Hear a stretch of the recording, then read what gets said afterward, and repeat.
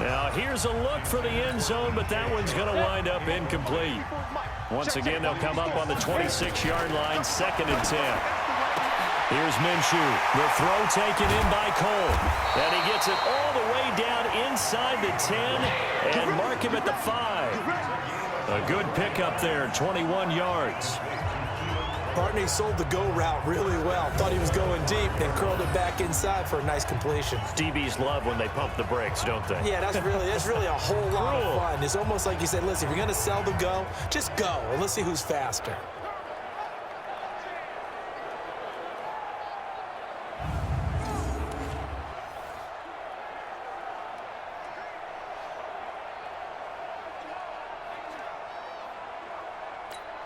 Come on, set.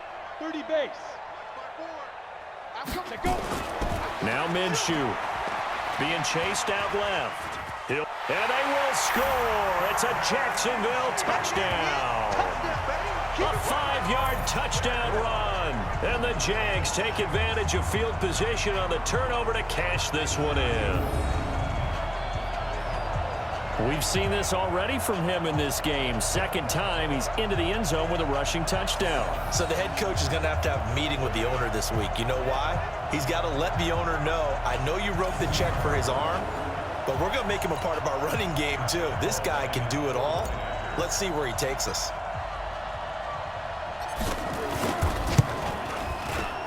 Extra point tacked on by Lambeau. And that will extend this big lead.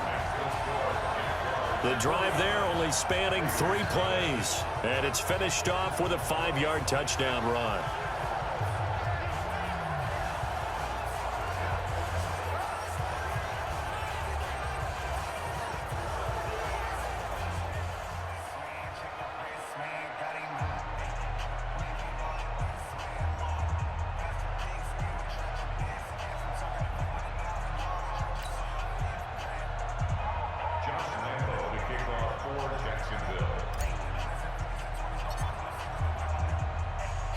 And Lambeau now, after the touchdown, he'll kick this one away. This will be fielded at the 8. And he'll take this across the 25, a couple extra yards, up to the 27-yard line. And now Oakland ready to take the field. And the turnover last time, that's sort of been symptomatic of their struggles here in this one. Big word. I like it, though, because you're exactly right. You like that, don't you? All game long, they've struggled moving the ball, turning it over on the last possession. Is that word again, symptomatic? Yeah. I like that. Your analysis, symptomatic of the success of this broadcast. What I like is that you gave me the word, and I just kept using it. Calais Campbell on the stop. Throwing on 2nd and 8. Carr. And he's got his tight end. This is Luke Wilson. And to the 36-yard line, taken down there after getting 8 yards. These guys have punted 4 times already, and they're staring at a 5th, barring a conversion here on 3rd down. And able to get this one across the 45 before he's brought down. Obviously an important run to avoid the 3-and-out on your own side of the field. Shows a lot of faith in that offensive unit, doesn't it? That you want to run the ball in that situation, pick up the 1st down. Also helps out your defensive guys a little bit, too. Allows them to get at least one more series of downs in order to get some rest. Hey! 180! 180, we're good, we're good! 180, on 1st down, Carr.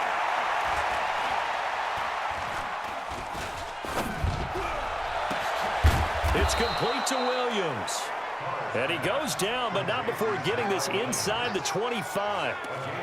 He got 29 yards that time. So in Jacksonville territory now. Here's a 1st and 10 at the 23. Carr now to throw. That's complete to Richard, the running back.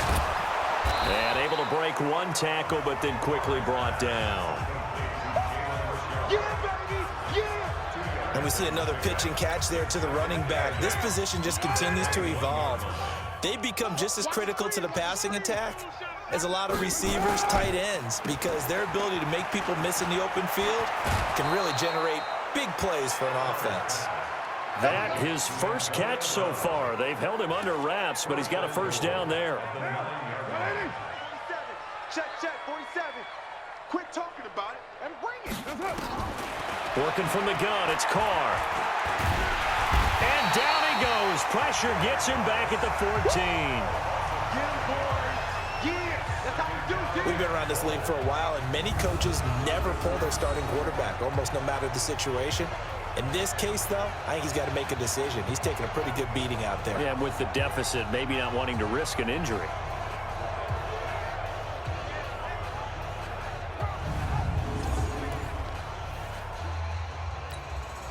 It's second and goal, but now all the way back at the 14. Get in the weight room. Here's Carr. And now the ball's out. Carr lost it. Fumble. And the Jags grab it. And his guys will take over at the 25-yard line. Well, partner, I think it's safe to say they can mark this down as extremely frustrating. Here we are in the fourth quarter, and that last play, that turnover, I think it epitomizes what happened to them all day on offense. So symbolic, and that's why they're still being shut out. Out comes the Jacksonville offense as they get set to take over here. With this lead and the football, things obviously looking good, but maybe, you've taught me this before, maybe this is where the defense is hoping that the offense helps them preserve that shutout that they've got going. And it has to be in the minds of the offense that they know how rare it is to get a shutout. So take care of them, protect them, take care of the ball, move it downfield, run the clock down. You don't want your defense to have to go on the field again the rest of the game. Reward them. An incomplete pass leads to 2nd and 10 from the 25. Stays on his feet. And they're able to get this one across the 35. That one good for a gain of 13 for Jacksonville and a first down. Another example of this offense really having their way, Charles, and another big chunk play there on the ground. And when you look at the defense, they've got to do a much better job of wrapping up when they tackle. A lot of great opportunities continue to slip through their fingers, as do the runners. Keep playing hard. They'll run it again with Fournette. And we are inside of 2 minutes left in this lopsided affair. So it's Jaguar football here as we welcome you back. Back to throw here. And let's see what they've come up with offensively after having time to talk it over. And he'll go down, but not before getting this inside the 30. That one goes for 30 yards. Boy, another big play late here for an offense, Charles, that certainly has had its fair share of big plays. Coverage has been a problem all game long, and I would say that going along with that has been confidence, because even if they had the right coverage, they've still dented them, and now it's been a real issue for them during this game. Good yardage as he rumbles for 24 and a first. That one looks like he'll throw here. Steps away to his left. And they are going to score again. Yet another touchdown as they just add to their totals. I'm pretty sure that was a passing play, but he took off pretty quickly and ran with it. Love his decisiveness on it, because you're exactly right. He was supposed to go back in the pocket and survey the field and throw the football. But when that hole opened, he just said, forget it, let's go. And boy, did that work out well.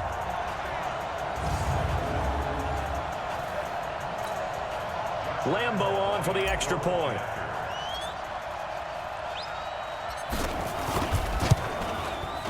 And this one was over a while ago as they just add on to their big lead. So the drive winds up going 75 yards in 7 plays. And it's culminated by a 2-yard touchdown run.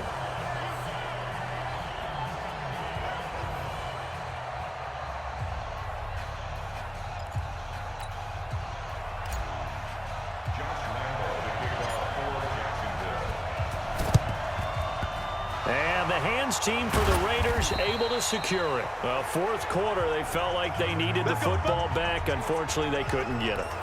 And I know we brought analytics into the game, and someone has said here that the data says that when a team's expecting an onside kick, 80% of the time, the team expecting it, they do actually recover the ball, which is what we saw here. I just wonder if that number is much more of a anecdotal type of a number. Kind of like when the coaches tell us, well, when you score on special teams, 93% of the time you win the game. I'm still waiting to see that number is empirical. Another throw on second down, and this one incomplete as well. Now they face a 3rd and 10 after back-to-back incompletions. Shotgun now for Carr. He's going to let it fly.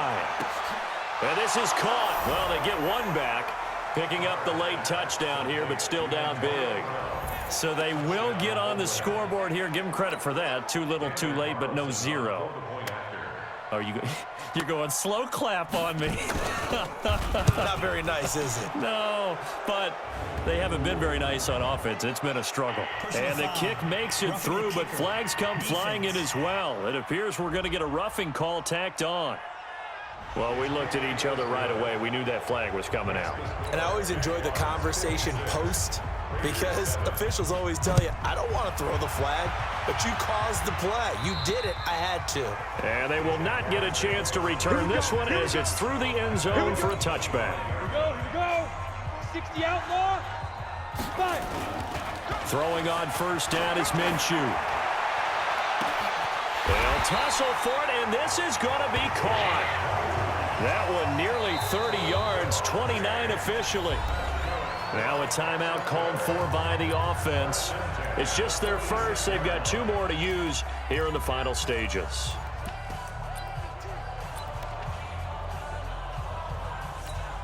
Ready.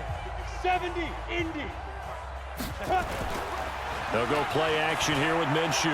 Rolling to his left. Open is Swain, the tight end. Just a yard on the catch there. It'll be 2nd and 9.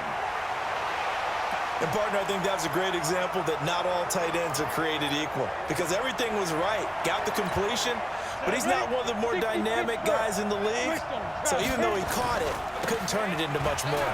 Now Leonard Fournette. And brought down, but able to get it to their 30-yard line. Now the Jags will use the second of their timeouts. That'll leave them with just 1 remaining in this 4th quarter of play. So a good run by Fournette. Now another 1st and 10. Now Minshew on 1st and 10. And this one's incomplete. The incompletion there stops the clock. Any surprise they're throwing here late? Ordinarily, yes, because you would think enough is enough. They've got plenty of lead, but I've seen this a bunch of times as well. The defense is going to crowd the line of scrimmage. If you just hand it off inside, you're getting your running back popped a lot as well. Sometimes the defense dictates it. If they're going to crowd it, you may have no other choice but to throw it downfield. Ball on the 30 as they come up 2nd and 10. And this one into the hands of DJ Shark. And he's taken down, but not before reaching the 10-yard line. An excellent pickup of 20 yards. The Jaguars now will use the last of their timeouts. That'll be their 3rd and final stoppage here as we step aside. Well, they probably don't need to run a play here, but you wonder if they're going to be able to resist on 1st and goal. Minshew sets to throw. The quick slant caught. And he'll be brought down here at the 3-yard line. A gain of 7 that time. 2nd goal. Throwing again on 2nd down. Minshew. And this will be caught. Well, forget taking the knee. Some late gamesmanship here as they throw for a late touchdown. He has really settled in throwing the football, and that touchdown here in the 4th quarter gives him a pretty comfortable cushion. He may be a rookie, but he's playing like 4th quarter, and the QBing is easy. How about this guy? Youngster, not worried about anything, just cutting it loose and having fun. Now the final act of this victory, the extra point. It's up and good, and they add 1 more to what will wind up a fairly lopsided victory. So we had action to the very end of this one, the score on the final play that they didn't need to have. They didn't just run out the clock, though. They added to their final total.